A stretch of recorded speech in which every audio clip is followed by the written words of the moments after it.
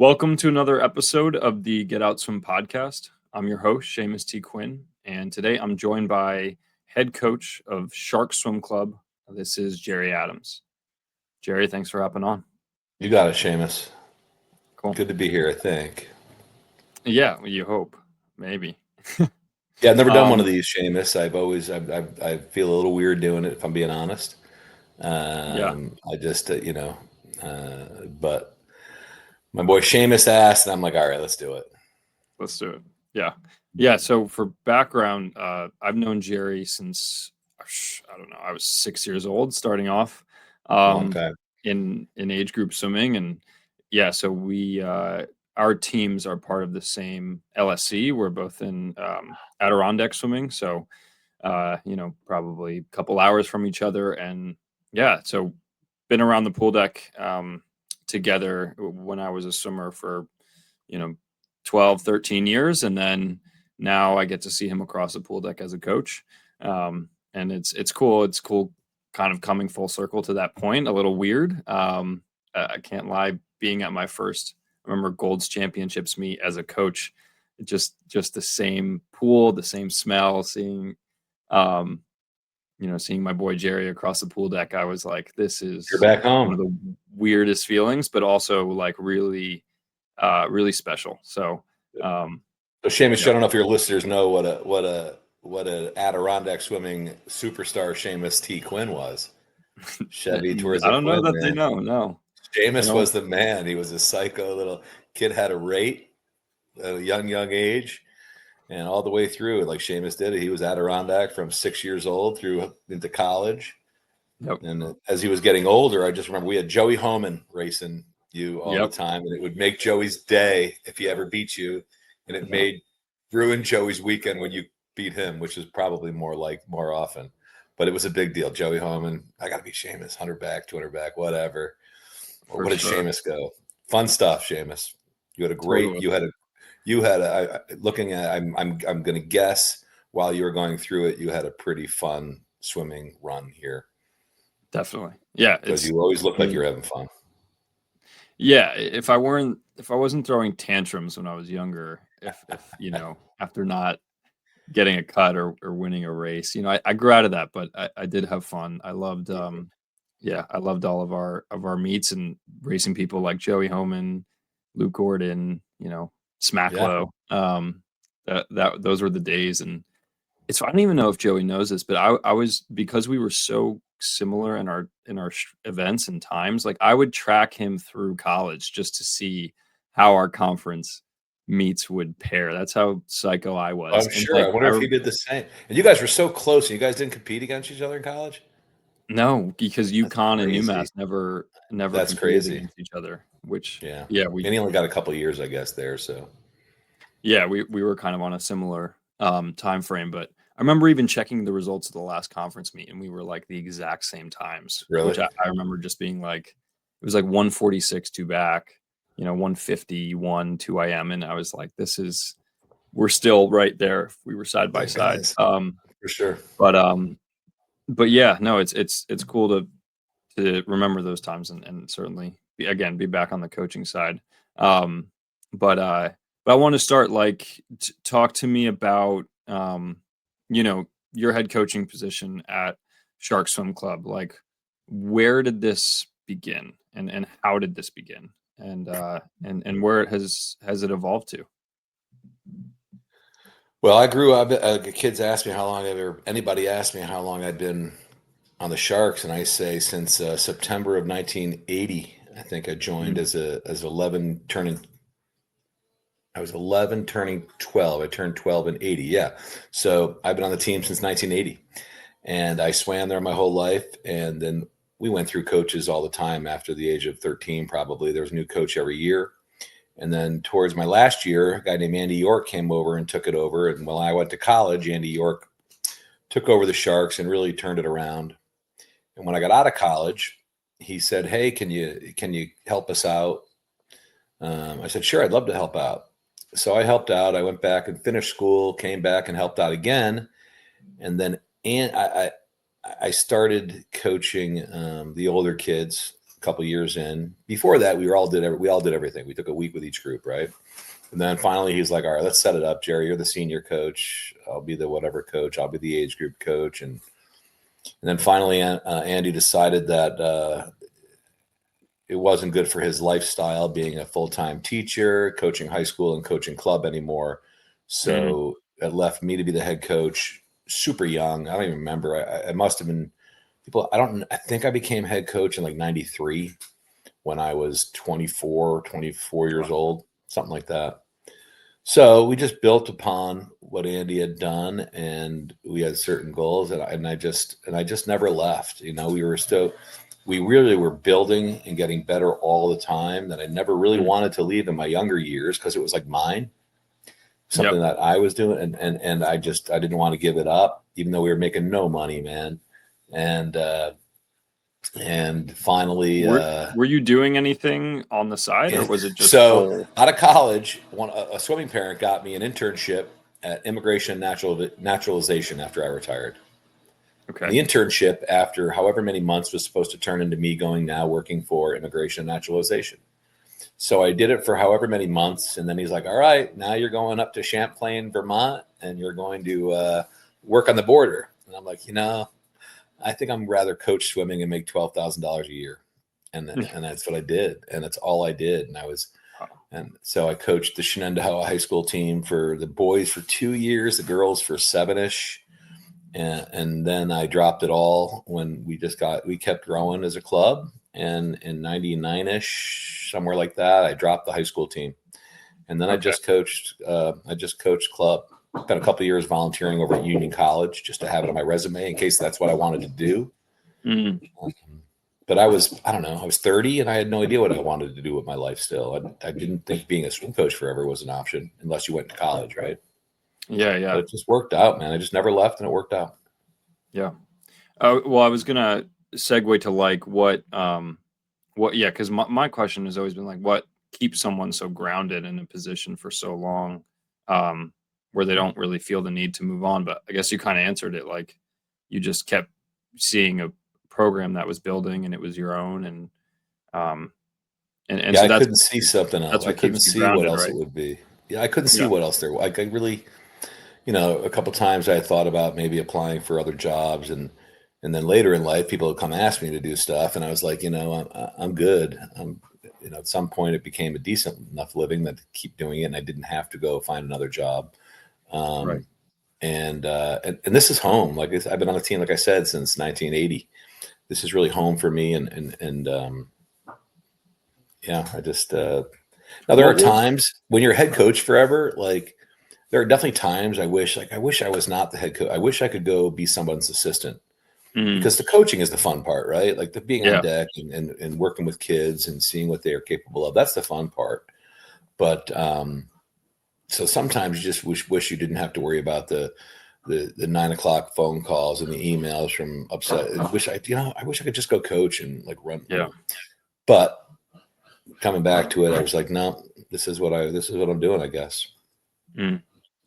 To that point, it's funny because last night I was coaching my mom, who's the head coach of Hawk Swimming, also in the LSC. I was coaching her group, which was like the senior group. I know normally coach kind of our pre-senior group.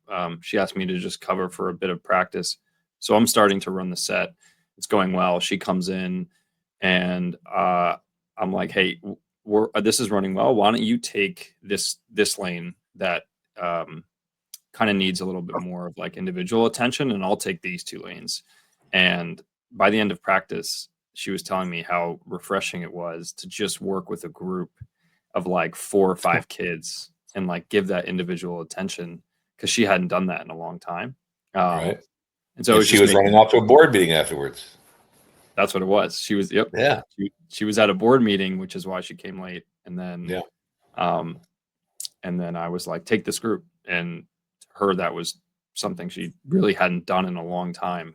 And so it's making me think about how it's Mm-hmm. different managing a whole group in a team versus focusing in on Yeah, 2 or 3 athletes. Always going for to be sure. different. Um, but I was curious, what were since you've been on the Sharks for so long, what were practices like when you were on the team? Like, do you remember what like training sets and like practices were like, or like what? I don't remember a lot. Like I don't Yeah. like for Adirondack, you know, when I first joined the team, I was like I said, I was turning 12. I turned 12 in October, so whenever that was. And I remember being in like the highest lanes, you know, right off the bat. So obviously we didn't have a lot of separation. I don't remember, man. I do remember, Yeah. you know, but I remember times at practices. Like I remember certain periods of practice almost more than I remember meets. Like I Mm, remember the feeling of coming home from practice. Like I remember the older kids got mad at me once. I needed to slow down in practice. Like that. Like I felt great. I'm like, yes, yeah. Like I don't know. It felt good. I didn't yeah. know I was working hard. It just felt good to like. I remember. I don't remember the first time I broke a minute in the 100 free, but I remember the first time I held under a minute in a set. You know, Mm. that kind of thing.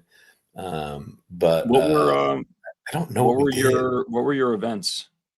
Mostly, you know, mostly fly and back, and then freestyle a little bit. And I didn't Okay. do breaststroke legally for the first 5 years of my career. So if I was doing an IM, sometimes I'd be in the middle group, middle lane, and they let me go. But I Yeah. didn't ever get this concept with my heels until I was 12 Mm, years old. So 13 years yeah. old maybe. Can But relate mostly to that. fly and back, and then freestyle. Flying back. Obviously, everybody could do free. Yeah, but Like would you like distance or more kind of no, no, no, mid no. I did a distance? thousand free once in college because I was being punished for something. You know, I didn't remember it, but it's just like so that the big part of my swimming coaching is knowing what I after the fact what I didn't know growing up. Like I Mm, feel like a lot of the stuff I didn't know it was out there. You know, like it was way before internet, right? I remember the first time I went to zones when I was 12 years old.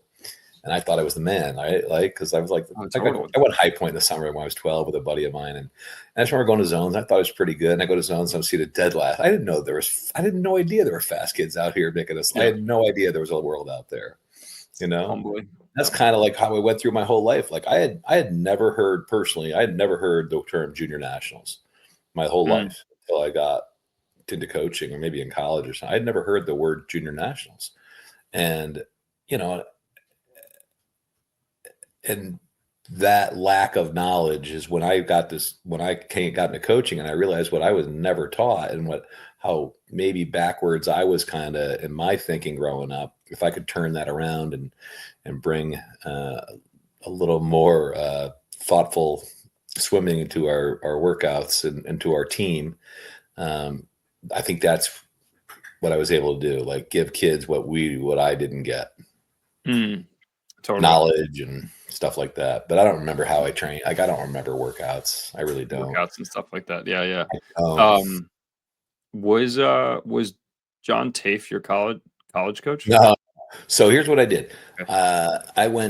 I graduated from Shenandoah in '86, and I Mhm. went to there was a school called Utica College. It used to be called Utica College of Syracuse University, and it was a Division I school at that point because they were trying to make a run at the NCAA money in basketball. So it's like Okay. a Siena College deal. Like you have a basketball program and mainly, and they have everything right, and they Mm, all the other teams had to be Division I. So I'm like, oh, this place must be great. So I went there, and freshman year they decide Division I's not working. We're going to Division III. So anybody on a scholarship lost your scholarship if you wanted to stay. yeah. So at that point, I thought I wanted to swim still. So I transferred out to Springfield College, Okay. and I swam at Springfield College. And I only swam my first year there. I didn't swim my second year there. I was at Utica for 2 and Springfield for 2. And Okay. my senior year, when I didn't swim, TAFE came in. Um, came in and took the men's team. My junior year, the year I did swim, John came in and took the women's team, and then he took them Okay. combined next year. So I never swam for John. I swam for a guy named Charlie Smith, who Okay. was a legend at Springfield 100, but I was his last year. Got it. Got it. And you didn't finish out swimming. I Why? Was didn't. it too much on your plate or just I took that.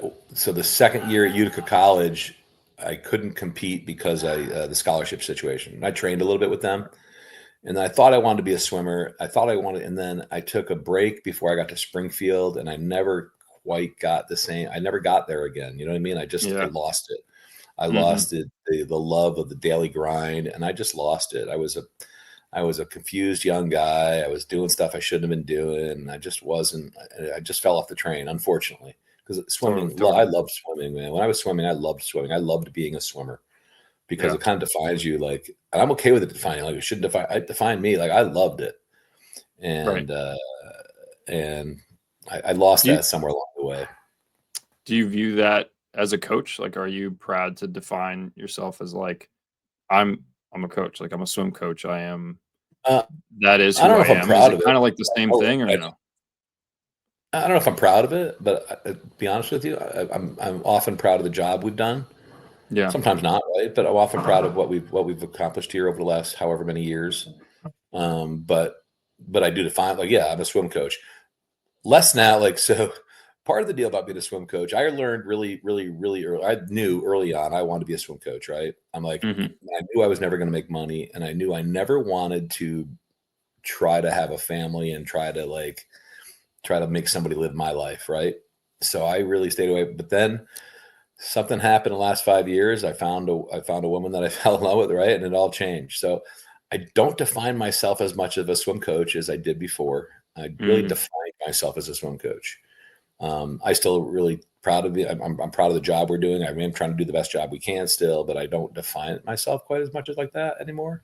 Kind of define myself as a husband now, and a guy that has to make sure that the house is okay as we all go to work and stuff. I'm like a house husband slash swim coach, and I'm quite happy to do it. Yeah, totally. It makes sense though. Like, yeah, because Yeah. your like livelihood changes when, yeah, when you take on like being Oh a yeah, so husband. I knew like I acted, not that I'm not saying like my doors are getting knocked down, but I'm saying I never actively, I decided I didn't want to have kids. I didn't Mm. want, certainly not as a swim coach. And I wasn't going to try to go look for anything. And I just wanted, there's those years, those early years in particular, where you just want more and you want more, and Oh, totally. you're really trying to get to a certain spot, right? And I was really consumed with it. I think in a pretty healthy way, looking back, maybe not so much, um, but yeah, that's how it turned out, you Yeah, know. totally. I Um, was gonna, what so when you were starting off, early and yeah, with the Sharks, like I find myself constantly just like seeking information and wanting to connect with people like you who have yeah, kind of, taken on a lifeline of coaching and just like get more knowledge. Like I'm just like I need to soak I up as hear you. much as I can. So I guess what was that outlet for you when you were kind of starting off? Like were there people that you were looking to or Sure. um, books that you were reading? Like how was that learning process taking, you know, a Yeah. hold for you? So I was an English major. I was going to be a sports writer. That was what I wanted to do, right? Nice. But at no point when I graduated would I do want to go in that direction. I was an English major. Um, my science knowledge is almost nothing. So I look back at what my skills were as a coach when I was younger, and it wasn't about the science and stuff like that, obviously, because I didn't know. I would steal stuff from other people. I would try to learn from other people for sure. Mhm. There were some skills involved as far as motivating kids and trying to get them to want to be great and that kind of thing. But science, like my way pre-internet, right, man? So I came from an Adirondack, and my goals when I started coaching was, so here's what Adirondack was like, at least in my mind when I got out. Yeah, yeah. When Yeah. I came here. If you were good, you had to go to prep school. Like if you were really good and wanted to be good, you left Adirondack, and not 100%, but a lot. I mean, we had some very talented kids in the area. Like Rochelle Boltopold made it out to be one of the best swimmers. But mostly the best swimmers in Adirondack, if they wanted to do something, they would go elsewhere. They had to go to prep school. Right, So one right. of my goals was to have a team where if kids wanted to be excellent, they could be excellent, and they didn't have to go somewhere else. They could do it right here. That was one of Yep. my first goals. And to that end, early on, we had never had a junior national qualifier. First goal was let's get some junior national qualifiers. So Mm. that was fun. We did that. A kid named Corey DePold was our first. He ended up swimming at UConn. I think he was 93-ish or something like that. And then we had a pretty good run after that. And then we kept building on that. But as far as my knowledge base, I'd say the biggest ones are, I'm kind of going to list. So when I was at Utica College, my second year, when I wasn't really swimming, I started coaching for a team called Leatherstocking Swim Club, and they were right out in Utica. And a guy named Joe Penabad, who was an engineer at GE, awesome guy. He had made a really nice program there, and he asked me to help him. And I'm like, absolutely. So I would go. He'd pick me up at college after work every day or 4 days a week, whatever it was, and drive me over with him, and we'd go and we'd coach. And I learned so much from Joe. Joe would give me the start of every month a calendar he had written in pen and paper, or just pencil, actually, pencil and paper, of a calendar, Monday, Tuesday, Wednesday, Thursday, Friday, all 5 weeks of the, let's say, warm-up set, kick set, mini set, main set for the whole month. I'm like, wow, like this guy. So I learned the concept of planning, right? Like, I'm like, what? Yep. There's a rhyme to this? Like, people are. So he taught me that whole thing. I learned a lot from that guy. And that guy, he started coaching because his sons needed one in the 70s. They wanted to swim. So there's nobody else to do it. I'll try to run a swim team. And he did an amazing job. The talent that came out of that pool in Utica, New York was pretty good. I mean, the fastest one was a guy we just inducted into our local Hall of Fame last week, Jim Wells. Jim Wells is one of these kids who had to go to prep school, but he held the prep school national age group national record, the 500 free, for 15 years, something like that, at Petty, until Frank Crippen beat it. I think it was 421 back in 1990 or something. I don't know. Wow. So Joe was my first, and he got me. There was something to think about in the sport. And then what we would do when I coached it with Andy York is we would go to the Eastern States Clinic, usually out in Philadelphia area, Cherry Valley or whatever, and Cherry Hill. But it would bring out, it was usually the same coaches would run this, but it was Eddie Reese, it was Peter Dylan, USC coach, it was Dave Salo, it was Bill Boomer, and people like that. So we would go every October, and it was awesome. Like, that's where I did a lot of my learning. And I said, out of all that stuff, a guy named Bill Boomer really taught me how to think about strokes and how to put strokes together. Because again, I never had a coach that, like, I was head coach way before I should have been. I never shared the deck with some real knowledgeable coach who had done what I wanted to do. And I still, to this day, that kind of brings me back. Like, I still have a lot of doubt in my mind, knowing, like, what do I know? Like, I think about what I don't know a lot more than I think about what I know. And I think I'm rambling, but either way, Bill Boomer was a great dude. Bill Boomer died recently. He was a really thoughtful guy. He was a coach at University of Rochester, among other places. I don't know. I honestly don't know. But at this point, he was like, University of Tennessee would hire him to come in, and Stanford would hire him to come in, and he just taught me how to look at strokes in a different way, and balances of the strokes, and how everything worked. Like, now to this day, when I think about how I try to tell a kid to do a 200 IM, I think back, it's all based upon this talk Bill Boomer taught me about heartbeats and heart rates, and once your heart rate gets to a certain point, you're done, like, that kind of thing, right? So Bill Boomer, those I learned a lot of those things. And then I guess the other. Would you try to, because obviously you would see them present people like Bill. Would you pull them aside and say, hey, can I, like, keep kind of a contact with you? Or was it mostly just at the clinic? Like, mostly at the clinic. It was at the clinic. Okay. But there were a couple other things. So the other thing was Ernie McGlishow's book. I think it was the second version at that point, called Swimming Even Faster at that time. Yeah. It was Swimming Fast and Swimming Even Faster, Swimming Fastest.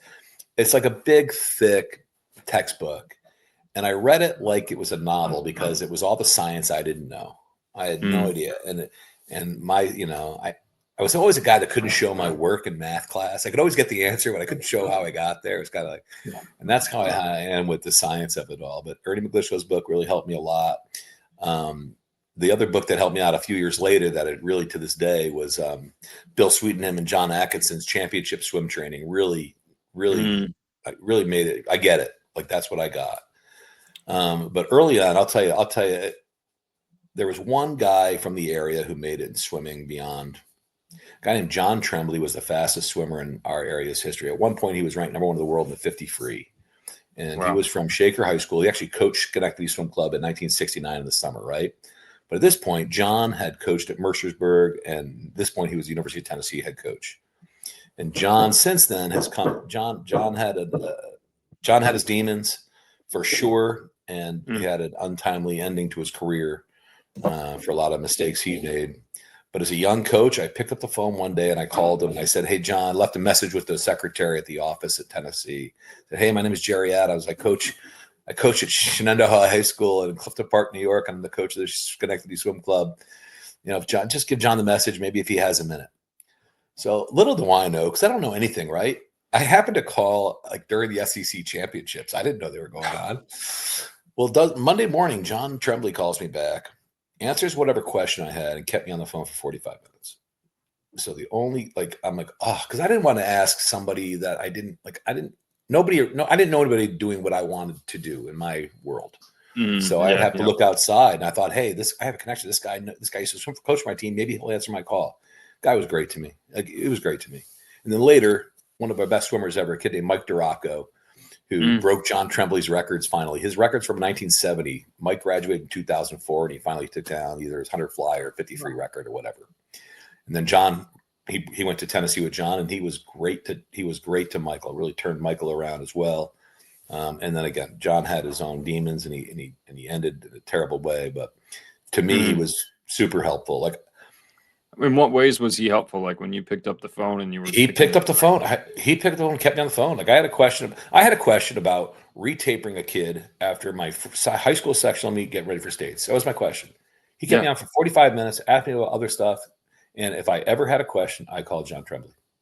So I remember it was like 2 or 3 years later. I hadn't talked to him in a couple of years. And I show up at senior nationals in Clovis, California. The big thing about that year is it was Natalie Coughlin. She showed up and she had a cut in every single event. She was the big whatever. But outdoors, 100 degrees, terrible place. But I walk over and I introduce myself. He goes, "Oh, Jerry." And he starts asking me about the stuff I talked about 2 years ago. "Hey, how'd that kid do?" I got like, wow. Really, so, Remember John. Yeah. And so, other than Coach Penabad that I worked for at Utica there at Leatherstocking, and then Andy Orr, I don't have like mentors. Like I didn't have. So picking up the phone then, and then calling these coaches, and now, and then after the fact, now to this day, I have a group of coaches that I'll call questions, just conversation. Guys doing things that similarly in a way that I think I would like to do things, but only much better than me. And some guys, I got some friends that do things so I don't even understand what they send me a workout. I don't understand what it says. I don't get it. I don't understand what they wrote down. But it's the friendship, those kind of friendships that's how I continue to learn and whatever. Totally. Talk to me about your friendship with Brian Schrader. Brian. Well, I heard Brian gave you the wrong story, so I'll try to straighten it out. So I had a kid. I had a kid named guy named George Gleason, who was a local kid like you. Like, he was a kid from down in Rhinebeck area there, Rhinebeck area. Rhinebeck, New York. He would do zones. He was from a tiny little town. He would do zones, and he would come up for zone meets, and we would work together then as a kid. And our relays would be 3 of our kids and then him, that kind of thing. So I knew George, and I followed his career. He ends up going to Yale, and then he goes to the 2000 Olympics, and he comes back and he says, "Hey, Jerry," because his dad lived out near us now. He goes, "Jerry, I'm going to work with my dad. Can I train with you?" I'm like, "Yeah." George takes me to the Olympics. I'm the Virgin Island coach in 2004 now, because George was born in the Virgin Islands. They moved back when he was like 5 or 6. Okay. So I get in the bus, and we get to Greece. We go to the airport, the bus, and I'm sitting with George, and all of a sudden I meet this guy, walks in. He's my assistant coach for the Virgin Island team. His name was Brian Schrader. Brian at that point was the assistant coach at Georgia. He was working with sprinters mostly, I think, and he had the other Virgin Island kid. So Brian and I were same age, same thing. We became real good friends that day, and he to this day, Brian's probably about my best friend. Nice.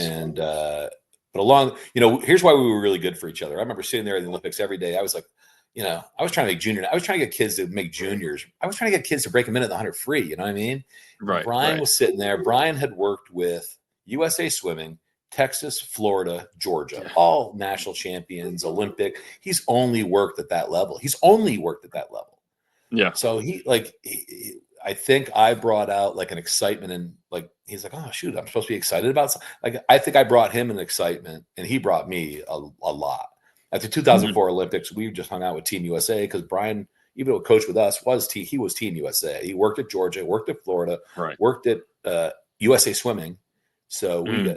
it made my week. So we were hanging out, I'm hanging out with Jack Barley, going to the Nike Zone and hanging out with guys like that all week, and I'm a young guy, we're like mid-30s, right? But I was a swim geek, and then so along the way, Brian and I stayed friends. I had a bunch of kids go swim for him when he was a coach at University of Denver. He didn't unbelievable.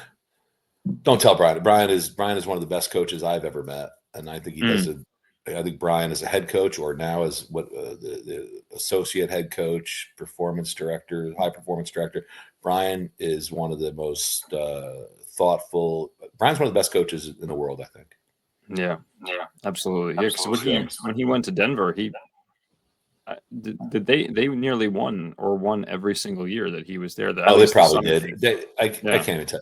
I started sending kids to the University of Denver because Brian was head coach. I would have kids that weren't good enough to go to a Georgia or something, right? Mm. But I knew that if they were going to Denver, they would have that kind of experience, at least training wise. Experience. Yeah, As totally. far as training, I knew they were going to go somewhere that they could be trained like the best swimmers in the world. So I ended up at Mm. the end of the day, we had 3 kids go out there, and all 3 flourished, and they all love Brian to this day, and we had a good thing going. And I would go out and visit every once in a while. It was a good time. But Yeah. Brian did such a good at Denver. I mean, Brian had kids making NCAAs every year from that mid major, but not making it, scoring top Right. 3 sometimes. That kind of thing. Unbelievable. He did an amazing job at the University of Denver, but he does an amazing Yeah, job. and so this leads me to thinking like how how do you kind of, I guess, go about like educating your club swimmers on colleges? Like where is your role in sort of like helping kind of bridge a gap to be like, hey, you should check out this program. I know a coach here, or like And where. I actually enjoy that part of my job a lot Mm. because, um, so if a kid wants to be part of it, I can be part of it, and I think I'm pretty helpful. Like I, I've seen it all. Like I've had kids like I go everywhere, and I've always kept in touch with most of the kids, and they keep in touch with me, and I really know a lot. Oftentimes, I'll know how it's going there, especially in my Yeah, younger yeah. years, right? Um, but and once I get into swimming coaching situations, I'm kind of a social guy, so I've met some people along the way, and I'll ask questions. I'll try to, maybe I'm nosy. I don't know. I try to find out how stuff's going on. Um, Yeah. so if a kid wants help, I mean, I kind of know where they fit athletically, right? I can kind of say, oh, you would fit there athletically, you would fit there athletically. And then even to this day, I understand the concept of, I mean, you go to college to get an education, right? And you want to be able to swim. But if you Mm. go somewhere that you can swim, you'll be happy swimming, you're going to be a happier athlete. It's not Yeah. like swimming's not unimportant. It's not an unimportant part of the decision, but it's not the most No, important part. But that's once you were a college swimmer, right? If you were unhappy as a swimmer, you would be unhappy as a human being, right? totally, So I totally. kind of know what's up with that. Like, and early on around this area, we didn't have a lot of kids fighting for scholarships. And even if they were good enough, for the most part, from early on, I had more kids using swimming to get into Williams College, to get into Princeton, to get into a school, rather than taking a scholarship maybe at a mid major or something, right? Yeah, But yeah. I can be pretty helpful because I'm not afraid to pick up the phone and call somebody and ask around what their situation is, or at least what their process is. If you don't, all these colleges have different processes. Like they They all do. they all recruit athletes differently. Some schools, my stepson is a freshman at Emory University. Mhm. And I'll tell you that was fun for me because early on, like it's my wife's child, right? So it's my stepson now, and they had their idea on how they're going to look for colleges, and so they set up a lot of travel because there's no 5 school limit anymore, right? So Yep. early on, he goes and visits Ohio State, big, Mhm. the biggest school you can go to, and early on goes to other schools like Georgetown, things like that. And when he came back from Ohio State, I think he realized right then big school wasn't for him. And I remember already saying, "Hey, there's a school in Atlanta called Emory that John Howell does as good a job as any Division I coach in the world, and it's a great school. And if you could use swimming to get in there, you're going to have a great life." And I just said it once, and I just kept my mouth shut because I was not going to get in the way here, and then let them Right. let it. He had, he had to learn what he had to learn on his own.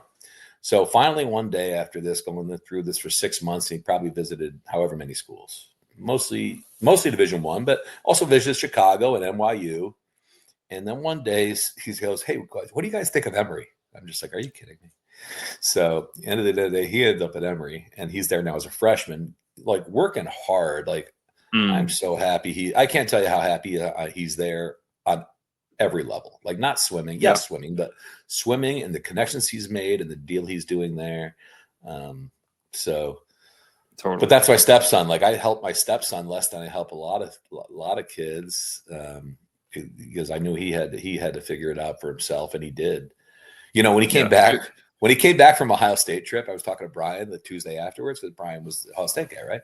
And I'm like, Yeah. Brian, I'm like, this is October or September, and I'm like, yeah, I think it's probably too big for him. He goes, why doesn't he just go to Emory? I said that too, and then we didn't talk about it again for 6 months. But yeah, we knew early on. Right. So, That's so yeah.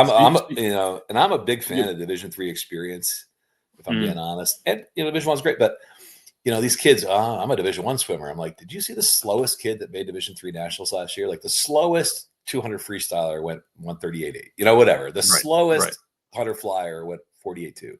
The slowest, the worst kid to make the meet. You know what I Yeah. mean? Like, and you're two You'll have different.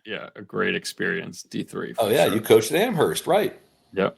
Coached at Yeah. Wesleyan and Amherst, and that was my first viewpoint into like A lot of this is fast a swimming out there, man, and there's a lot of people unbelievable. that do a really nice job at this sport. It's not just Eddie Reese or sorry, No. date myself, or Braden Holloway. It's not just them, although they do great jobs, right?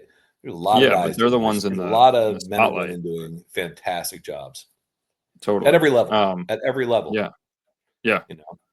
This segment of the podcast is brought to you by SwimSmart. SwimSmart is an incredible company that has a plethora of tools, including designs like the push paddle, the power harness, the squeeze line, and an informative book like The Biology of Swimming. If you're interested in learning how to level up your swimming, go to swimsmarttoday.com to find the best tools for you. Use code GETOUTSWIM for a discount on your purchase. Thanks again, SwimSmart. So What's your relationship with Steve Custer like at Williams? Steve's Steve's really good. Like when Steve got the head coaching job, I didn't know him, although I'm friends with his mentor, Tim Murphy. But when Custer got to Williams, we had a kid there. Girl named Amy Warren, who was one of the All-Americans he had, 50 Hmm. freestyler mostly. So I got to know Steve a little bit. And then somewhere along the way, we became friends.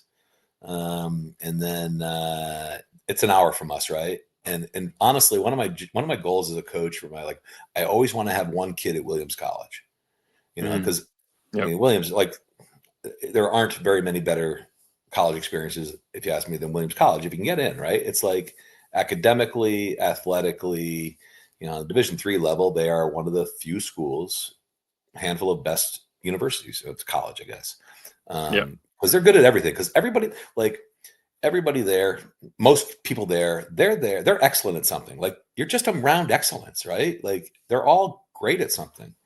And I had a friend of mine from high school. His name was Galen Foster, who's our tailback. And I remember hanging out with Galen. Went to Stanford. He had like an 89 average in high school, right?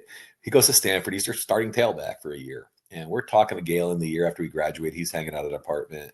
And I said something. I go, "Come on, Galen. What do you know? You were on the football team." He goes, "Jerry." He goes, "I was at Stanford University." He goes, "Everybody there was world class in something: Yeah. physics, tennis, volleyball. I was a football player.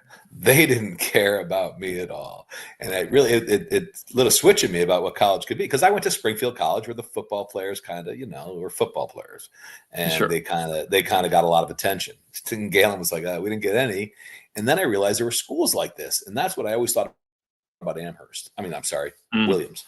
And I always thought Williams was that, like, so my goal was always get a school, have a kid at Williams every 4 years, because I knew Steve would do a great job. I knew they would swim fast. I knew they'd have a great experience. And I knew if they wanted to be rich, they could be rich. And if they wanted to go do whatever they wanted to go do, they could go do They'd whatever they have wanted those to do. connections. Yeah. Yeah. Totally. So, Yeah. So and that's good though. So you'll as a coach, like you'll be as involved as, the kids kind of, as they want. want you to be.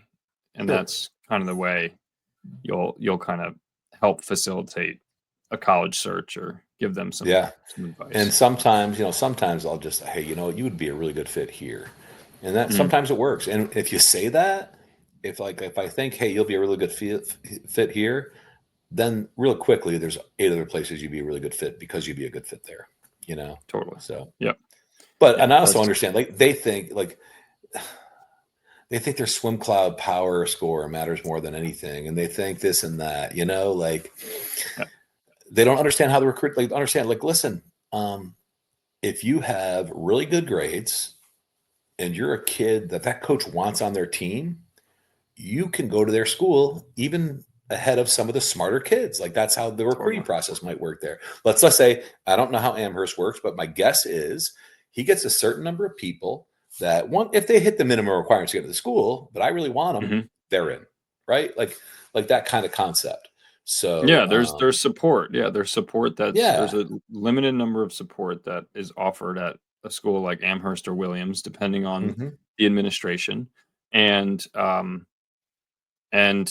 so having great grades is often more important than your times because you might Hmm. require less support and maybe you're someone who could develop more than someone else. Yeah, the point being is that I think it's important for club coaches to facilitate conversations that can help their athletes get a better idea of what colleges and universities are out there that could be good fit for their athletes that the athletes can't see for themselves. No. And the athletes, And they don't know the processes either. They don't know that's the thing. Yeah, there's a whole like education component that, especially if you're like the only child, or let's say the first kind of like born child in your family that's sure. going through this process, Yeah. like it Or the often first helps swimmer or when the first athlete in your family even, because it's different for totally athletes. it's totally different. Yeah. So that's where I But can be helpful sometimes, with just with the process and, "Hey, I think you can get into the school," or, "Hey, probably not," you probably not. know Yeah. you know? But I was gonna I'm ask really well-rounded. You're like, I took flute till I was like, they don't care."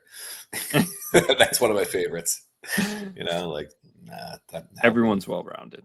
Everyone's Mhm. got yeah. Sure. Um, and then what's your? I'm curious about this. Like, what's your training philosophy like? What's your and even as a coach, like how do you create an environment that makes your group, want to like continue? Like, what are the expectations? Actually, is what I'm getting at.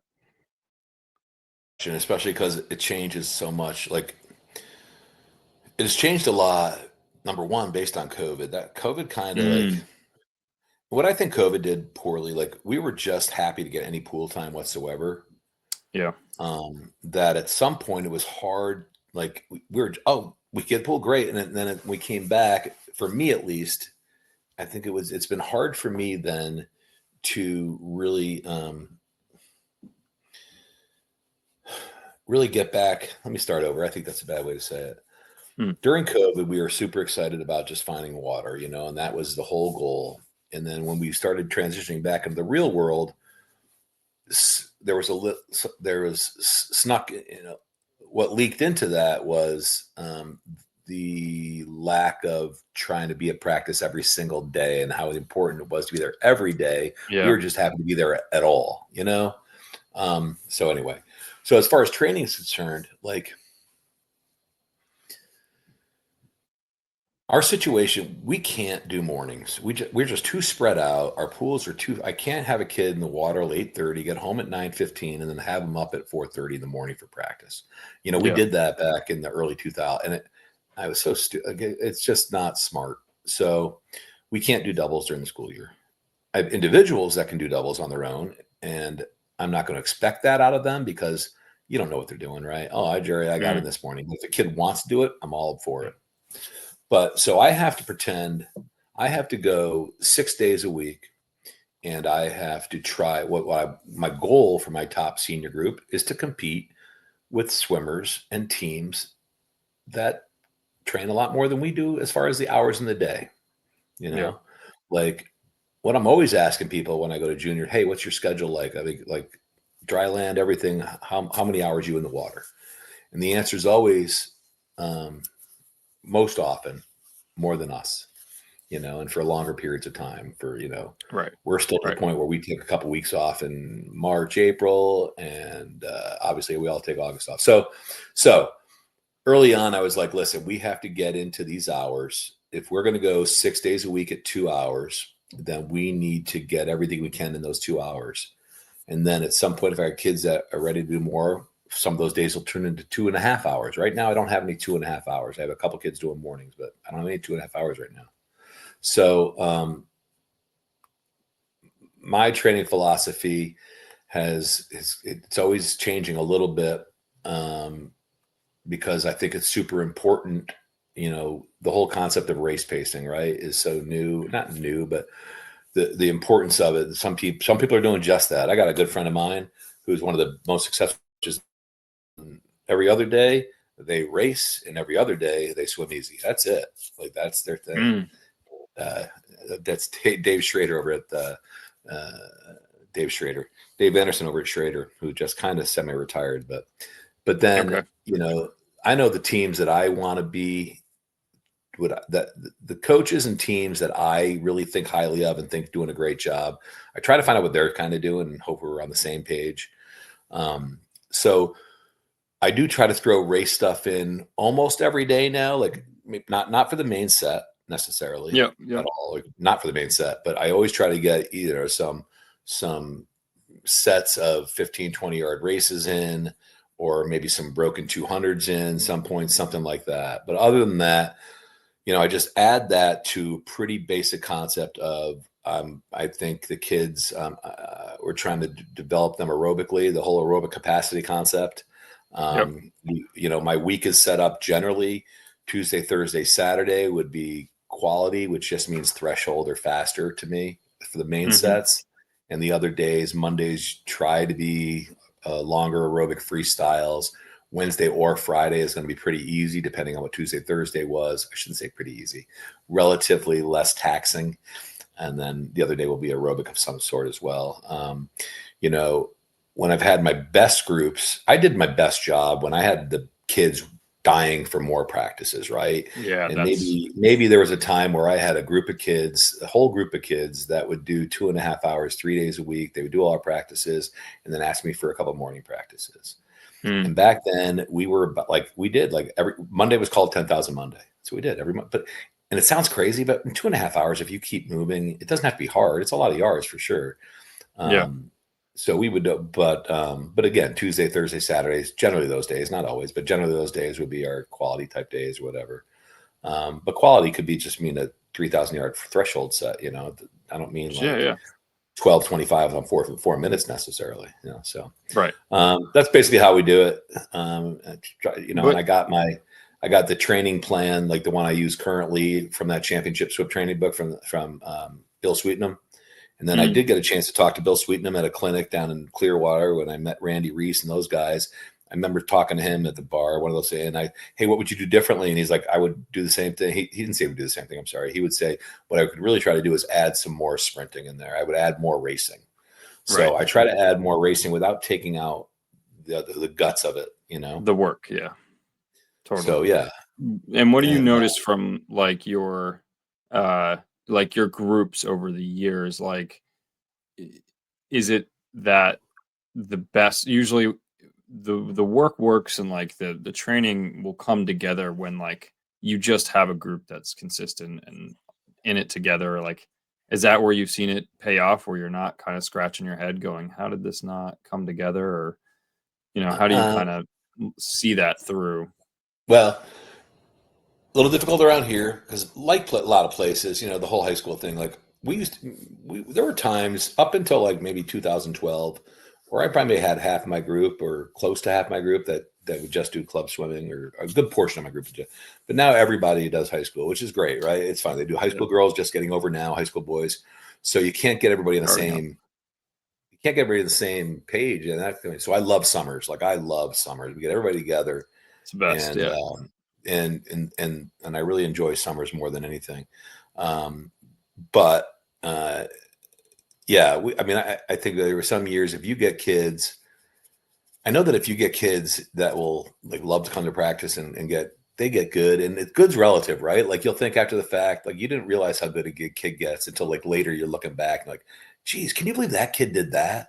You know what I mean? Right, When right. you're thinking, I'll bring some kids. Is Brandon Bedoin your age? Do you remember that name?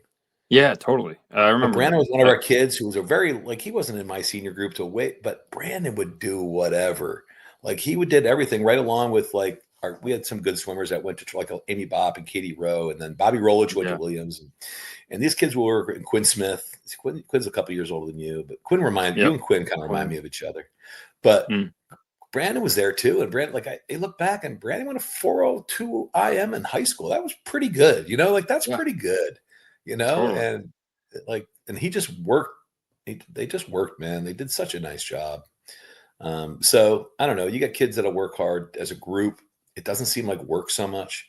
The best is when, and it doesn't happen, but when the kids are driving it, like when the kids are saying, Yeah. "Hey, Jerry, can I have a workout for tomorrow?" I'm like, just turn over, go to sleep. They're like, "Well, we're going to do a workout. You want to give it to us or not?" Like when you get that group, and I've had that group a few times, that's Mhm. something. Like that's a lot of fun.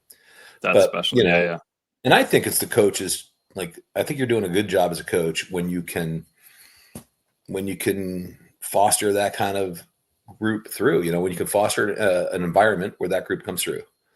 Mhm. Um, Yeah.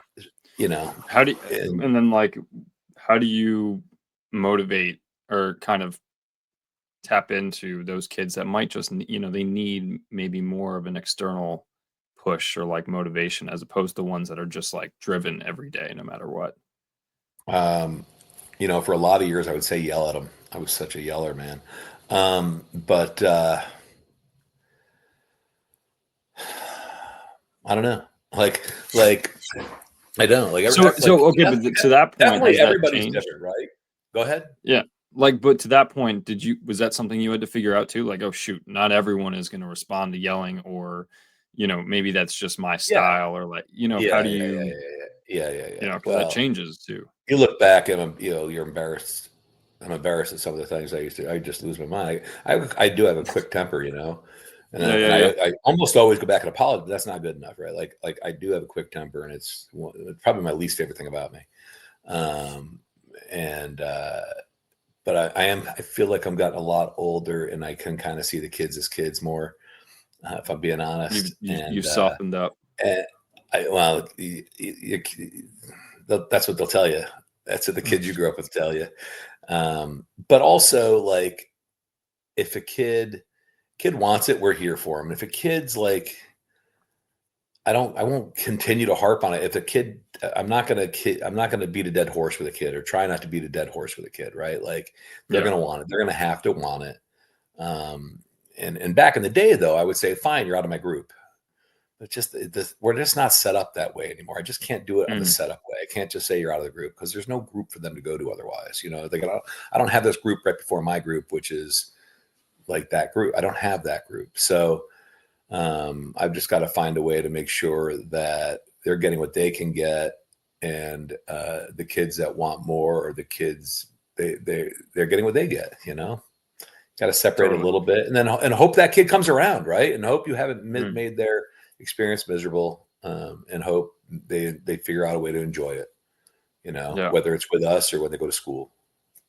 You What's know. your another question that I have? Because obviously, when dealing with a club program, you're going to have Mhm. different levels of the club. Kids are going to join at different ages, but like by the time they get to your group, what do you want them to be ready for? Like, what do you want, like kind of the pre-competitive group to be doing with those coaches, and what do you want the like kind of what are the steps that you're looking for? Well, all right. So a little background. So when we started this back in the 90s, when I was the head coach, we used one pool at Burnt Hills High School. We had a 120 kid limit on our roster, and we had 2 hours most nights, but we had an hour and a half on Tuesdays, and we got 3 hours on Saturdays. We ran a whole team for 120 kids.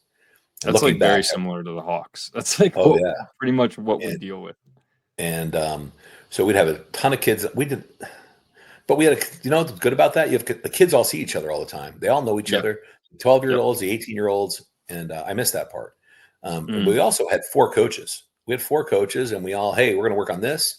We're going to get this group done, and now this group's going to do this, and then this group's going to, and it was such a step. And then we got into 2 pools, and we got into 3 pools and 4 pools, and we definitely have lost that.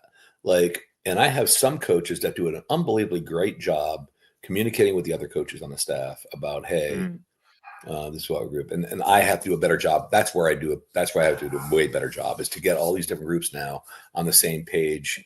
I'll have a coaches meeting, but and that's not enough. And I, frankly, Seamus, that's right now what I have to do a better job at. But we definitely have groups. Like, by the time we get to my group, though, I want them to be able to do a really good streamlines. I want them to jump off a wall strongly. I want them to be able to bilateral breathe. I want them to understand the concept of axes, short axis and long axis, right? They got to know how to use a clock, and they got to know how to use parenthesis in a set on the wall. Like, I rarely ever do, hey, let's go 12,500. I don't do that anymore at all. Like, it's do this at this effort, and then do this at this effort, then do this at that, do it 3 times. And on the second time, do like they have to know how to read sets, honestly. It's those kind of things, right? Totally. That they have to know how to do. The one thing I found recently that the set before me couldn't do really well, and I think the step before me now, we did a job last night. I coached that group last night. We did power. We were packed pools, so I'm like, all right, Tuesday's going to be a power workout. And they did awesome. But a lot of times I'll look out, and maybe not even now. Maybe they've gotten better at this now, thinking about it. Maybe a year ago, I was like, that group doesn't know how to go fast in practice. They don't know how to go. This group is going fast in practice. So just thought about that. But I need them to know how to use the clock, be okay with a little bit of discomfort. But I don't know. Stuff the like normal stuff. Do you print practices behind the lane? No. We have whiteboards. Whiteboards. Yeah. And for is your language, like, let's say, depending on the efforts, are you writing heart rates on there? Are you writing like a zone 1, zone 2, or like a yellow, red, blue? For the most part, I'll tell you very simple stuff. Like, and the easiest would have just been to use the colors, right? And I just never did for some reason. We go low stroke count, smooth. I like smooth. I like the word smooth, by the way, instead of easy. I love that word. And I think language matters. It does. But once you start aerobic, we use strong, which is basically, hey, low stroke count. We still want low stroke count. We want like an aerobic effort. We don't need to be thresholdy. So then we used to do maximum heart rate tests, and they would know what their maximum heart rate was. And then we do sets where you want to do an effort that had you 4 to 5 beats below max, so threshold, right? And then another one 2 to 3 beats below max, and that's called critical speed, but they don't know that. They just call it 2 to 3 beats below max. And then other than that, we'll do different speeds after that, race, things like that. And but the big ones are strong, 4 to 5, and 2 to 3. And but everybody now, with all these different groups, they all don't know it. Some kids know it as threshold, and we'll try to. It's so hard. So the thing is, to do a maximum heart rate test, you need all the kids there, and you need to do a maximum heart rate test. You can't do it all week long because you can't waste 5 practices on this. So a lot of kids haven't done a maximum heart rate test in a while, but they end up knowing what it means, right? Once you get going. Yeah, you can feel it, like, without. Yeah. So that's what those are the ones I personally use. That's what we use, and that may need some adjusting. We'll see. Yeah. So any like out of water stuff that you're doing with your groups, like dryland? We bought Swim Strong. We bought Swim Strong dryland a couple of years ago, and it's great. And the reason we did, like, again, English major here, I don't know, like, and so I would run dryland, and I would do a poor job with it. I would do it poorly because I wouldn't be into it. So if we had to cancel it that day, we canceled it that day, and it was no consistency whatsoever on my part with dryland. We don't have any space either. Like, a couple of our sites, we can't do any dryland at all. We're like not allowed to be anywhere but the pool. So some sites still don't do any dryland. The dryland we do at Union, we had 27 kids the other night in the hallway trying to do our dryland. You know what I mean? Stuff like that. So space is a real issue. But anyway, so we bought Swim Strong dryland. Over the spring and summer, we did it 6 days a week, and right now we do 3 days a week, 45 minutes from my group. The group below me does 3 days a week at 30 minutes, and and it's great because it's swim related.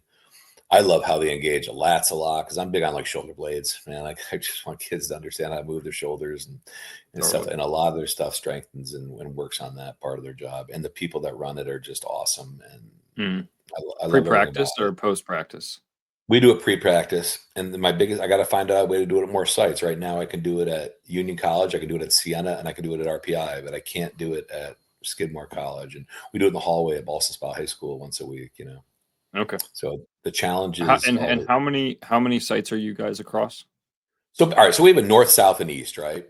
And Yep. so south is Union College, Hmm. but we get our little kids over at Mahonison High School a couple days a week. Our north site is Skidmore College, and it's Skidmore College. On Tuesdays, my older kids will go to Ballston Spa High School. And Okay. then our east site, which was formerly the Bluefins, Jeff Maxwell runs, we're out of Siena College and RPI. So Okay. mostly younger kids at Siena, mostly older kids at RPI twice a week.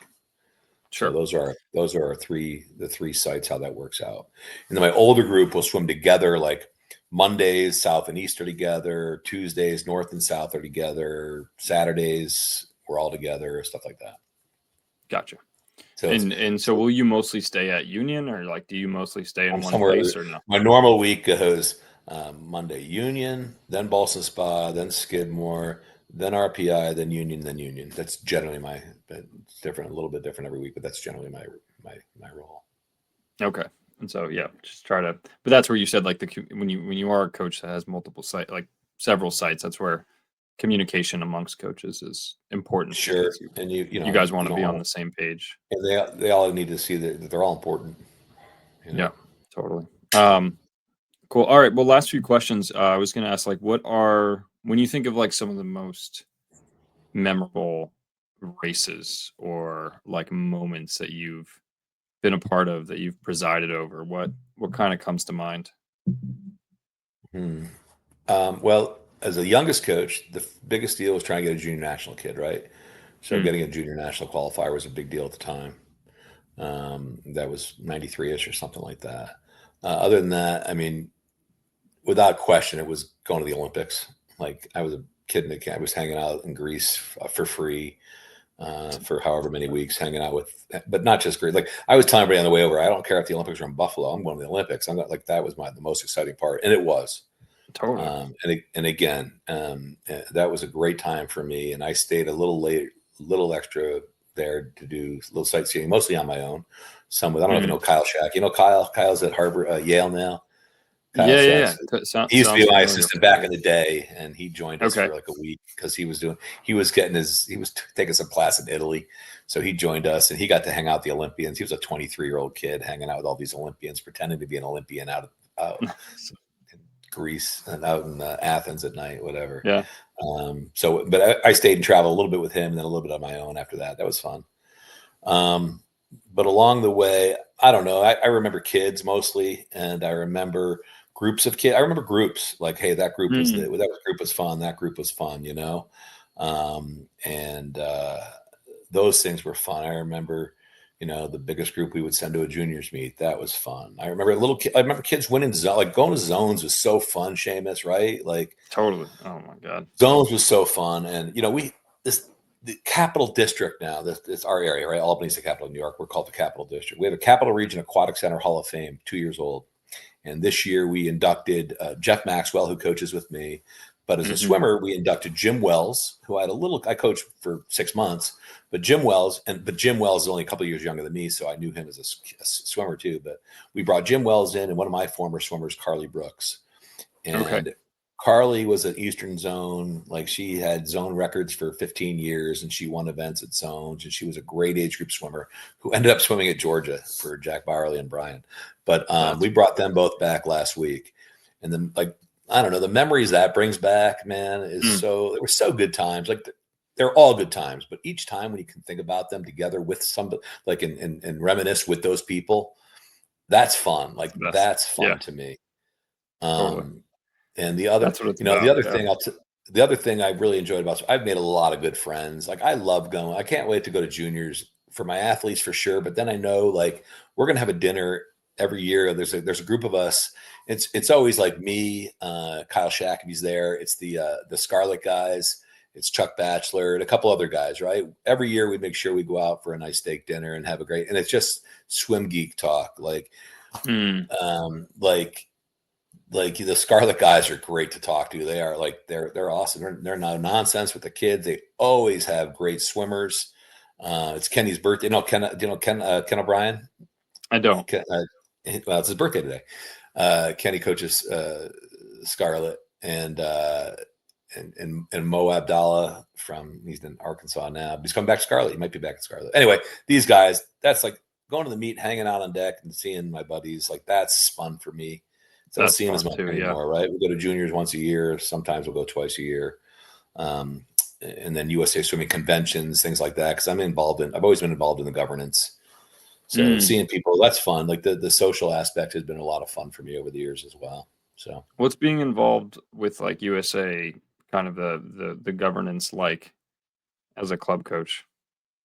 um, you know, it could be a hassle sometimes, but I always thought that if you're not there do part of the work, you are not allowed to complain. I don't Mm. like hearing coaches like I'll be at a sectional. I was technical planning chair, and then I was the zone director for a while. I'll go to a meet, and this meet needs to be. We need to do this. We need to do that. Show up to the meeting. Like I feel like we're in charge. We can be in charge of our sport more than we are, and I think coaches need to get. And I think if you're not, you've lost your ability to complain. Like if you're really not Mm. involved in somehow, like you don't have to be on the board necessarily, but you got to be somehow involved, or you've lost the ability to complain. So I think that's why I've always done it, because I want to try to create the best meets we can for the kids. Generally, that's basically what you want to do, right? Yeah. So Yeah. that's pretty much why I've Always. done it, and I just always like to know what's going on, know what to be mad about. That's my thing. Like I always, I want to be. I go to convention every year. Like, what am I going to be pissed off about this year? Like, Right. I Right. feel like that's where I do my best work. Um, but that's how it's been. What But I've what enjoyed has it that been? too. What Go is it? ahead. Has there been anything recently like that you've been trying to That take a gets me stand fired for up. or try to like? I mean, I don't know how recently, but uh, um, you know, I feel like in response to some real bad stuff that was happening 15 years ago, they a lot of stuff was put on the coaches and the teams to kind of save face and kind of cover your butt, that kind of thing. And Hmm. I think now it's so hard to get part-time coaches on your staff and to make things easier. They've made it kind of difficult. Having said that, they really made a turn a couple of years ago with this provisional coach thing that I think is one of the best things they've done. I can get a coach on deck in 2 days now if I have to. You know what I mean? That's Mm. awesome. Before it just you have to do all this before. I'm like, come on, I'm trying to get a kid to coach twice a week, and we want them to sit through this and this and this. So they did listen to us. Somebody did a good job there for sure. But I can't think of anything that's ticking me off right now. I don't know until usually I get on the plane to go out. No, not quite that, but um, Right. Right. right now I'm happy. I don't know Is yeah. Is how. there as a club, but as a club coach, like in the Capital District and being Yeah. on the governance, like for USA Swimming, is there something that you want to see USA Swimming do a better job of, or is there stuff where Hmm. you're like, we could be It's a doing great this question. better? And off the top of my head, I can't think of it right now, and I don't want to just in general. I don't always feel like we're the big team in the area, right, Seamus? And we're Yeah. tiny. Like we're the Yeah. big team, and there are 22 teams in Potomac Valley bigger than us. You know what I mean? Like, I don't know that. I always think like a dad. They should make it easier for a guy who Joe Penabat. Joe Penabat in the '70s to coach his kids and start a team would be so hard to do right now. Mm. Like I just sit there so often going, these guys don't know that they're across this country. And I guess the numbers aren't big enough, but still across this country, there are certainly in this area, there are areas where not a lot of people around, and the guy would like to start a team for his group of kids and their friends, right? And Yeah. there are and those guys they can't do it, I don't think anymore. And maybe they can. Maybe it's getting easier. I don't really know, but I don't feel like generally the real grassroots, is being taken care of Mm. generally, or looked It's at, like, well, or considered is the word, I guess. They're not being yeah, considered. a lot of it too is like, facility accessibility, pool accessibility. I Sure, mean, even that's where hard we are, enough, right? That it's stuff's like, hard enough. yeah, We should try to that's make it easier for those guys, not harder. And I mm, and maybe we've made a turn on that. because again, that provisional coach thing has been huge for me and for our team, I think. Yeah. So Yeah, totally. that's what Um, what so I have a new sponsor for the podcast. It's Swim Smart. I don't know if you've heard of Swim Smart, but they're a brand that kind of helps to inform swimmers, coaches on different ways to like kind of swim smarter, I guess. Like hmm there's different equipment, whether it's a um streamline piece of equipment that kind of beeps when you streamline, or a forearm paddle, but tons of equipment. But what does swimming smart mean to you? What does that, when you think of that swimming question, smart to what is me. that? Well, I guess if you're talking to coaches, it means knowing how to teach the kids the right things and what they need to do. And basically, it always comes back to a fundamental for the most part, right? Like teaching the fundamentals, get Mm, them to know that. And, always learning, always trying to, how much I knew when I was 28, man? I knew everything. I thought I knew, I don't know. And I swear to God, I feel like I don't know anything sometimes anymore. But, mm. um, But but that's a good thing too, because it's like it keeps It's you definitely a good thing. It's a good thing until like engaged. there are definitely days, Seamus, where I'm like, what am I doing? Like there definitely I had those days and weeks. And again, that's when it comes back to my just 3 days ago. Dave Ferris at LIAC, I think, is one of the best coaches in the United States, and Mm, that's obvious, but does such a great job. And I'm also a Springfield grad, by the way. But Dave does a great job, and he's a good friend, and he's willing to share. And I just texted Dave, "Give me your last five." He just sent me 5 workouts. Like, all right, good, all right. And yeah. that kind of stuff's good because it's like either, oh shoot, I'm not doing that, or oh, all right, we're doing the right thing. You know what I mean? That Right, kind of right. thing.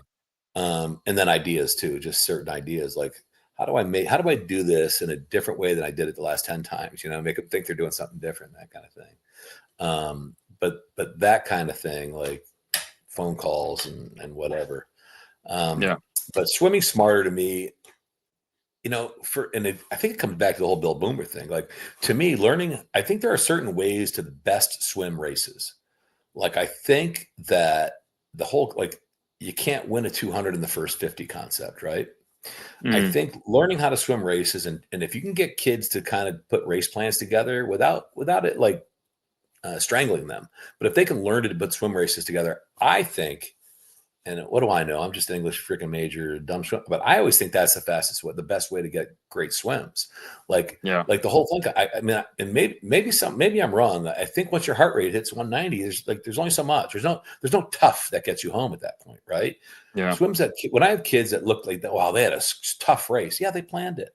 Like they planned it that way. They Right, planned to right. have the best last wall in the pool. They planned to have a Yeah, killer that's last yeah. 75. They planned to hold Practice their for breath that. the last 10 yards of the race. And I've sat with literally Hall of Fame coaches who will tell a kid to get out faster where I wouldn't have. So I may be wrong, man. I don't know, but that's what I Mm, think. I think smarter swims are figuring out how fast you can go without using too much energy and then putting the hammer down when you have to put the hammer down and learning how to do totally. that. And I think for a coach, for me, it's also learning when some kids just got to let them go. You know what I mean? I'm not good at that because Yeah. I'm always like, oh, if they had just done this, but whatever. No, Those are the that's a good answer though, because I think about that often. Like, yeah, the mhm. race doesn't just get put together because it's like, it's on the spot, and the kid who's executing a 5 free or 1,000 just knows what to do. It's like, well, there is that side of things. Like you could Mhm. just instinctively put it together, but then there's planning Sure, some for it, kids can. right? Yeah. So So yeah. like I could think of the best miler we ever had is a girl named Rachel Love who's at Texas A&M, right? She's real Mm, good. In high school, she went like 449 and she went whatever she went 6 times the mile. She's 16, 7, just missed NCAA's last couple of years, but we figured out like when she does the mile, when she gets to race pace is her 4 to 5 beats pace, her 4 to 5 beat tempo, right? Like, so when we're training, she's training that's how she's training the mile, and that's how she's thinking about things. And yeah. again, you could strangle a kid, and I'm sure I have ruined, like not ruined kids, but ruined some races by no, you got to do it this way when they weren't prepared to do it that way. So I Right, think right. it's something you got to plan. I think race. I think that's got to like you do. Like I rarely say go out easy, But I do say come home faster, go out more relaxed, or things like that, right? I never told you to go slow, but be able to be faster at some point. And I think so. I Yeah, think race planning. I think so. So when I think swim smarter, I think race planning and sticking to a plan. You know. totally. Yeah, no, it makes sense. Yeah, last question for you is: are you a fan of a get out swim? And if so, do you have a favorite get out swim story? I don't. Like I knew that was going to be one of the questions after I watched your Custer interview. Not big on like, and again, I think a lot of it comes to me thinking we never get enough hours when we Yeah, don't have enough pool in the water. It's really hard for me. Like I can think back to some times where it's like, all right, guys, and it makes their warm down time. But right, right.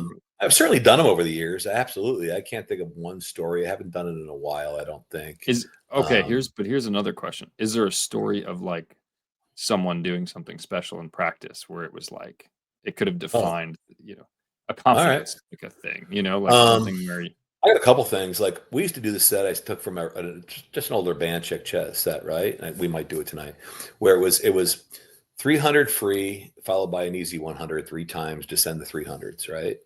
Mhm. And then it was two cycles of 200 stroke with an easy 50 after descend, right? And then it was like four 150s, descend the 150, whatever. And I do remember at one point this girl Jenna Bickle, who was not on our team yet. She did later become on our team, but she and her coach were training with us. And I remember her on her last 150. She was like a last 200. I'm sorry, she was like a 203 backstroker at the time. And I remember her after doing all the 300s and getting down to the 200s, and she ended up swimming right over this girl who ended up swimming for Brian at Denver, who, girl ended up being a 450, 500, right? Really good. That girl was doing freestyle. Jenna Bickle ran right over her into the backstroke and went to 203 in the backstroke at the end of that set. You know what I mean? That was one. And then this Yeah. girl, Miranda Bacon, I'm sure I got 100, but the other one, Miranda Bacon is this girl who was, she was a zone record holder of 13, 14, 200 breaststroke. Back when I Yeah, I didn't let them remember wear suits. Miranda. Yeah, yeah. I wouldn't let them wear suits until they made Speedos. That was a rule, right? Or juniors at that point, because she was 30, whatever. I didn't let them wear suits. Mm. So she and Bailey Smith were at zones one year, and they both broke records without suits. That was fun. But Miranda, I remember we same kind of set, but at the end of it, I let them dive the last 200 breaststroke, and she was a 223 breaststroker at the time, maybe at 14 or something like that. But she hadn't come close to it in a while. You know how breaststrokers are. And she dove in Yeah, and went yeah. at 223. She dove in and went 223 in the last one. Like, if I could sit here with you and I could give you 2 dozen of those, but those are two just Right, top of my right. mind. That game, Top of like, your mind, yeah. I'm like, But oh, but one that's more. We had this kid Troy Nichols who went to UMass, yeah, I and remember Troy. Troy loved Troy. I think Troy went to Georgetown Law School, didn't he, or something? Turns out Troy's smart. Who knew? But Troy would be if Troy never. That kid was good. He was way better than those times where we had Mm. this kid from Syracuse that ended up swimming at. He went somewhere big in California, like Cal or something, and then transferred to UNC. Went to UNC, then transferred to Buffalo. But Dan, he was a kid from Syracuse that would go to zones with or go to juniors with our kids and stuff, and he would train with us occasionally. And we did. I remember it was 5 800s, and Dan was a junior national 500-mile guy, and Troy was probably 442, out in 50, that kind of guy. But anyway, we did these 5 800s, odds free descend, evens IM, but IM was like drill, swim, the fly or something. And on the last one, Troy ends up freaking running over this other kid and goes like 748, something crazy, way faster than like that was one of the and just ran Dan. What's Dan's last name? I can't believe I can't think of it. Ran him over. Just ran him over. And Yeah. that is funny. I'm just like, Troy, you should be so good. And I still remember the first time Troy went 139 at UMass. He didn't do it in high school. He did it Yeah. at UMass. Yeah. So Broke that was 140 the at other. UMass. That one was crazy. That was for me. That was pretty crazy. Yeah. Yeah. Yeah. That's But he awesome. didn't get Yeah, I think out for that. We didn't have a get out. There was more practice after that. more practice, right. That was But mean that's back the thing is like I think I see it as like you don't even necessarily need to be getting out of something, but at least that's what I love about getting up on the blocks and having them do then. Yeah. something that might shake their confidence up Mm-hmm. so that they Yeah. can go back out there and feel that In confidence on the blocks. that group with Troy, we had a kid named Shane Buckley, who was one of the best swimmers in this area's history. Yeah, Ended up going to Shane. Clemson when they dropped their program. But Shane was great. Shane was Mm. I don't know. Shane was great. Was 357 Shane IM. was he was an IM or breaststroke? Was he breaststroke too? Mostly he was, but he has, 13, 14. He had the 12, 11, 12, 13, 14 record in almost everything. Like Everything, Shane yeah. went, Shane, at, Shane went the fastest 15-year-old 200-meter breaststroke time in the country. It was 15. And then at 16, he was the third fastest breaststroker in his lane. Like breaststroke left him. It was this, but we cared about IMX. So he still stayed good at everything. 200 fly, 4 Yeah. IM. He went 357 IM that year. That was our team record until my stepson beat that last year. Finally, it was big to him. Like that was big because that record. And my Yeah. stepson went 359 and 358, and then nothing, and then boom, finally popped his 354 last year, and he finally got it. Of course, we texted Shane, let him know, right? Shane, sorry, That one dropped that Shane. kind of thing, So yeah, that's but great. Shane would. There were 2 times I can remember Shane coming in not feeling good about things. Said, "Jerry, can I just go 10 400 IMs?" I'm like, "Sure, Shane, go over to lane 8. You can go 10 400 IMs." Jeez, that's So insane. that That's kind of stuff. psycho behavior. That kind of stuff was fun. And then I remember used to telling that story. And then again, my stepson Quinn, who's an Emory, he came in once. So I used to tell that story. So he actually 2 years ago, Jerry, can I just do so? Same thing. It was fun. That was fun for me. Did he do it too? Did he do 10-4 I don't AMs? remember how we might have done 8 of them, but yeah, he did. He asked if he could do it. I said, yeah, let's do them. Monster stuff. But that was cool to me, like, because I used to tell that story about how I loved that Shane would do that, and then Quinn's like, Jerry, can I? Like, yeah, go, let's go. Yeah, go for it. So that's awesome. And here's one thing I thought: he'll send me his workouts when they're tough, and he told me the other day, I was floored that they're still doing it, but at Emory the other morning, he did generally basically 8 straight broken 4 IMs the other day in practice. I'm like, that's cool. I'm glad people are still doing that. Like he went, 100 fly on 5 seconds rest, 100 back on 5 seconds, 100 breast, 100 free. Did that 6 times through, 5 seconds, then 10 seconds, and then 2 broken 4 IMs. I'm like, great, man. Awesome. Glad to see that. So it's fun for me. And also, because you hear so much stuff now, like they're not doing, like a lot of people, hey, Shaq, you got a threshold set? He goes, we don't do threshold anymore. I'm like, I don't understand what you're doing. Okay, good. So it's good to know some guys are still doing like that kind of stuff, right? Like Miranda Bacon, she went to UNH, and I never met him. Josh's name, I never met, but God, did he do a great job there? He did a great job. And Miranda turned her career around. She had an awesome career. I was really happy about that. So that guy, Josh, also, she'll call, hey, we did this today. I'm like, geez, we would have done that. So it made me feel good about things. Maybe sometimes we're not doing just stupid stuff. Well, because there's more of a movement, or I guess dialogue now, obviously, about smarter ways to train where you're not grinding out a ton of yardage. But I think didn't you mean smarter? Didn't you mean what's smarter? that? Didn't you mean smarter? Smarter, yeah. Thank you. Well, but it's like I've looked into it, and I guess I've had plenty of conversations around it. I just think that all that means is it's not that you have to take away the work or the yardage. It's just you have to have intention behind it, and like a group of kids that are willing to do it. Like if you're, because if you're training a certain energy zone, like if you're trying to increase aerobic capacity or do more anaerobic work with threshold, like that's perfectly fine. You can do more yards. It's just, I guess at the club level, you want to be careful not to run kids into the ground early on. I think that's the biggest thing I consider is like, I'm coaching kids 9 to 13. I'm like, I'm not really here to give them 10K. Like they're going to get that later. Our kids don't train at all until they're like 12. And then they don't do like the group before my group is run by a woman named Cheryl Marin up in the North site. Right. And then Mike Murray, you may have had Mike on this. Mike's coaching our group, below my group now. And they're not doing heavy yards by any stretch. They're getting a lot of good work done. They're not doing heavy yards, but I also think like, I'm in the minority. I don't believe I hate the term garbage yards. It drives me. I hate the term because I don't think there's like the confidence that working hard and doing great. We have a 9,000 fly club. It's stupid. It's absolutely stupid that these kids did back in 2003. They did 9,000 yards about it. Now, can I do it? So if a kid wants to do a 9,000 fly, they'll do a 9,000 fly club. Does it make them faster? No. Do they think the world is easier? Yeah. Like it's crazy. Like, it doesn't happen often, but mental, yeah. It's insane. I think a lot of that stuff is like once you can overcome that stuff, it's like giving kids a 400 IM when they're 12. You can do a 400 IM when race when you're 12. You're never going to cry about a 200 breaststroke. Yeah, Things like that. So that stuff matters. And if you can do it in a practice when you do 4 of them, then how easy is one of them? I think that kind of stuff matters. it does. Um, It totally does. I mean, I and think the that's other thing is we don't have the pool time, right? Like Michael Andrews only did 20. Like Michael Andrews did 3 hours of 20, like 3 different hour sessions a day. He like yeah, do whatever. I don't care what your yards are, but you got a lot of pool time in, and he got a lot of work done. People get some work done, totally. Yeah, you and can there's do it. definitely different ways to do it. One of the reasons I never did a podcast, Seamus, is I don't know anything. Like I'm like I don't feel like I know anything. Like people have asked me to do it. I'm like I don't want to be found out as somebody that doesn't know anything. But so Yeah. I do think so. I'm not a scientist, but I do know that I can learn from.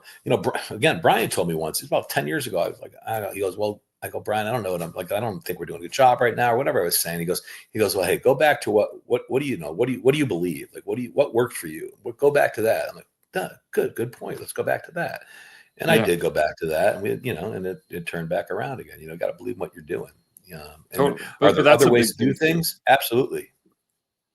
Go ahead. But I'm I feel sorry. like that's something I keep learning too. Is again, like I question my stuff all the time, but then I also think, okay, well, I know that I've been around coaches that when they believe in the work that they're doing, and it's like authentic to them, and like Hmm. their thing, it's not like they've completely taken someone else's thing, but it doesn't feel right. Like, this is not really me. If they're executing their thing, then like, and the kid and they believe in it, and the Yeah. kids believe in it, generally Yeah. it's going to work. Yeah. Right? Yeah. I don't know. So, and then like I think about when we were young coach. I told you we go to these conventions, right? We'd hear Dave Salo, and they're coaching different. They're coaching a different sport than we are. Like Yeah. when you're coaching guys to go 25-yard, like a short course yard race, a 500-yard race. That's not a 500-yard race for us because they're only swimming 12 yards of length. That is a power event, 100%. And it's not the race we're swimming. It's not long course either. It's like that's why I always try. Eddie Reese put somebody on the 800 free relay, United States 800 free relay for like 40 straight years. That's it. Like I could listen to that guy because he's probably teaching this sport more that I'm related to, but I'm not related to the Mhm. sport of the guy that can do a 500 free and go break the pool halfway down the pool every line. That's not the same sport. I'm not coaching that sport, so it's Right. nice to know what those guys are doing. But I want to know what Chuck Batcher is doing. I want to know what Dave Ferris is doing. Mm. It's neat to know what somebody else is doing, what they're doing at Virginia or something with these crazy athletes but I'd rather know what Dave Ferris is doing Sure. Yeah. Yeah. Look for people that are in your space. Yeah. in our sport. Um, Like it's a different sport, man. it is. Um, yeah. What I was going to ask, it's just because these questions keep popping up. But what do you think Right. the best clubs are able to achieve? Like when you look to those Mm. guys and clubs, like All what are they right. doing that's Dave different, is close or to that? me, like physically, a couple hours away, and he's a friend of mine. And Jenny, who runs the club with him, uh, I'm not even sure who's the head coach there. I think, well, whatever. It's like Jenny's in charge, but Jenny does a group. They'll have a group go through, and then you'll think, "Oh, hey, Seamus, can we hold on and do this again in a second?" Yep. Hmm. All right, hold on. Oh no, we're good. That's right. They'll have a group go through, right? And you'll say, "Geez, that was a group. Wow." And all of a sudden, if you're looking at Ginny's group, like, "Oh, these guys are really good too. They're coming through." And they'll put 6 people on the Eastern Zone Select Camp. Like, and then, oh, they have another group going through, and they have another group coming through. They just have groups coming through, It's just and yep, consistent. Yeah. that's yeah, they just always doing it, and yeah, they do a great job. And but you didn't ask me, but if I had to say what's the best job I've ever seen done, a guy named Michael Brooks. I don't know if you ever read his book or whatever. Michael Brooks been around a few places. He's back. He's back at MBAC now. He's back at North Baltimore. He was there. He was in Arizona, and Mike's a good friend. Mike, and I say it lovingly, is maybe the biggest geek I know. Mike, like he majored. I'm not kidding. What's that smart Minnesota school? It's like a NESCAC type, but it's in Minnesota there. But he Yeah. he Is went it? there. Forget the name. Yeah, I'll tell you. there's But one that he comes went to there. mind. He like minored in Russian literature or some stupid thing like that, right? Michael's brilliant. Michael's a brilliant guy. But Michael was at the York Y, Mhm. and York Y maybe had 100 kids, maybe. It was a gold medal club. I mean, he sent kids. He was a gold medal club from. It wasn't one of these teams where the best kids from each team would finally end up on. He grew a gold medal club at York Y. I can't remember all the names anymore, but let's say to Stewart, short course meter backstroker there. Oh, geez. Anyway, he's got 10 names that that all came through. They were a gold medal club from York Y. I remember hanging out with him at juniors one year when they won the 800 free relay for women, and they beat Mission Viejo, or it was Mission Viejo's team record or what, a meet record. And he was like, dude, that, because he was a historian too, right? He was like, we just beat, like, you just had a girl, you had 3 girls go 201 or 159 or better or whatever. That's what he goes, yeah, but we just did Bishop Viejo's record, whatever the numbers were, right? He was a Y team too. And it was like Courtney Harnish and Haley Flickinger and unbelievable group of kids. And that's the best job I've ever seen done. He wrote a book, but great. That's the best coaching job I've ever seen done. What's his name again? Michael Brooks. Michael Brooks. Okay. So yeah, from York Y, Michael he took a bigger job at King Aquatics in Seattle. And he was there, unfortunately, when it all came down because of what happened at King before he got there.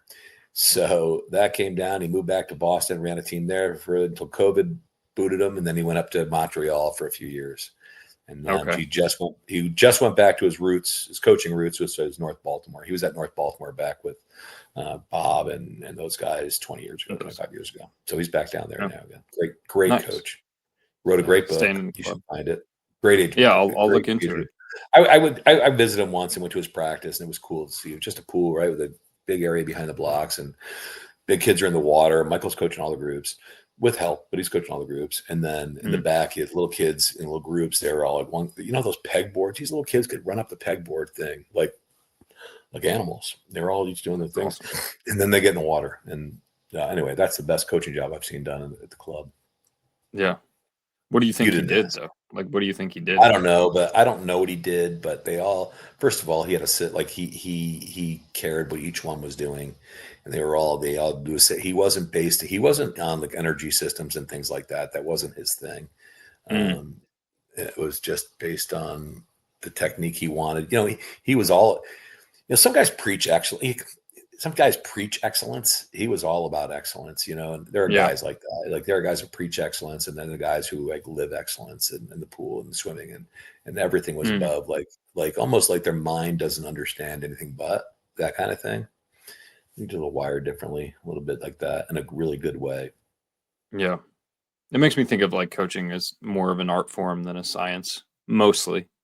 You need a combination. I mean, you definitely the good coaches know how to get their, like I tell my coach all the time, like you haven't taught a kid until they've learned it. Like you can't say, hey, I taught them that. Well, apparently you didn't. Like you can't, you haven't taught a kid until they've learned it. So I've got to all the time try to figure out a way. So if I find a way to explain something to somebody, I get so excited. And I'll use that like the next 3 years until somebody says, what are you talking about? I'm like, oh shoot, it worked on him. But there are certain things, trying to find a way. And so I'm always looking for new ways, or if something makes sense to me, it doesn't necessarily make sense to somebody else. Right. That kind of thing. Yeah. Well, it's good. I mean, I could keep obviously picking your brain all day, but I think this is a good place to wrap up. And sounds good, man. Yeah, I want to thank you again. You just make sure you leave in there about Seamus's amazing Adirondack career. People need to know who they're dealing with here. Yeah, it was a good run. It was a good run. It was a good run, man. It was fun. Yeah, I look back on those. Everybody knew Seamus. Everybody from Plattsburgh to Poughkeepsie. Everyone in the little Adirondack world. Yeah, that's right. It was good times. But all right, thanks again, Jerry. And all right, Shay, I'll see you when I see you on the pool deck. I will see you soon. Yep, I'll see you around. All right, my man. I'll catch you. All right.